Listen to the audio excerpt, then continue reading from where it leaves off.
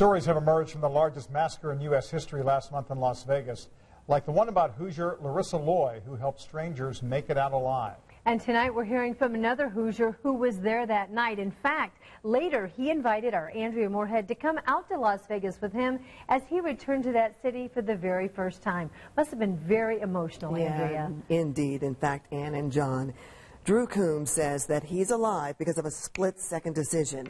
This local executive has stayed silent to work through the reality of exactly what happened. Well, tonight he's talking because he wants all of us to know the two things we should all remember to survive a similar situation. What concert goers thought were fireworks? You're having fun, you're going in to enjoy a concert.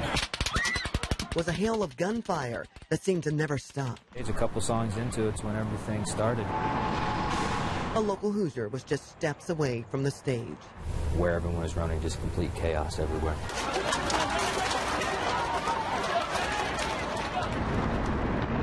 Over a month later, it's still a crime scene. Police guard the two-block venue. No one wants to forget, and Drew Coombs never will. A month later, your first time back. First time back, indeed. I don't know that it's set in yet. Your brain just isn't programmed to think that something like that can happen. And then what do you do when it happens? And you mentioned when you kind of took an aerial shot of Vegas as you were coming in. What went on through your heart and your spirit? How and why someone would do that? There's no answer as he stands at the venue in silence. The sounds of that night are deafening. You could hear the bullets hitting the platform next to us. As he relives the horror second by second that began when he walked inside of the suite and a woman took his spot.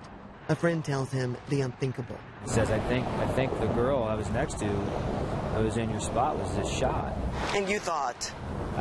My immediate reaction was, no. Sure enough, there was blood everywhere. A few more seconds pass and more shots. There was so much fire, you thought there were multiple shooters. Then you heard people screaming, there's shooters everywhere, there's gunmen everywhere. And then when we heard the bullets start hitting right by us is when we pulled everyone away, jumped on the ground, and we grabbed her and pulled her more inside the suite. I just picked her up and got her out of there. The husband, he was right there with me. We were running on the backside along the venue, down this street, and then there's a fence here, I remember, that was just completely knocked down, and as we were running, the only thing I could see was a police officer. I remember setting her down there, and I told him, I said, he's with her, she's been wounded, she took a shot in the knee. He then goes to a nearby hotel. Many of them open their basements to hold concert goers as they escape the bullets. He was inside the Luxor for more than 6 hours with hotel staff turned first responders. What they were trying to do is make you as comfortable as possible. Food, water, blankets, pillows. Other hotels became a triage. There were people everywhere.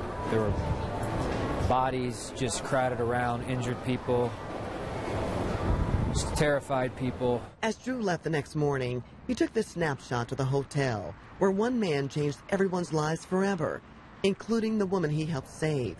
With her husband Jerry by her side, Lindsay is still recovering from a severe leg injury. No, shattered kneecap and a fractured bone. That was pretty emotional, seeing that picture. No one ever knows how they will ever react in an active shooter situation. And my father was in the military, and that when you hear fire, stop, get behind a structure. When you don't hear it, run. Drew moved in a way that tests someone's inner strength. The distance I carried her was hundreds and hundreds of yards. Never in a million years would I have thought I could have done that. But it's amazing what adrenaline does to a human. Now we, of course, thank Drew and the family that he helped for sharing their very personal story for the very first time. And why is he speaking out now? Well, you know, he says he really wants his story to make a difference for everyone. He shared with me two specific reasons. First, he wants people to not be afraid to help one another. In his words, he says, always help people around you because you just never know when it can happen to you. And second, he says, always be aware of your surroundings, know where the exits are located, and always have a plan of escape so that you can get out alive. All right. Well, thank you for that gift of a lesson on your birthday. Yeah. Well, thank you very much. Yes, and thanks again to Drew for sharing his story. Absolutely. Very powerful. Thank you. You're welcome.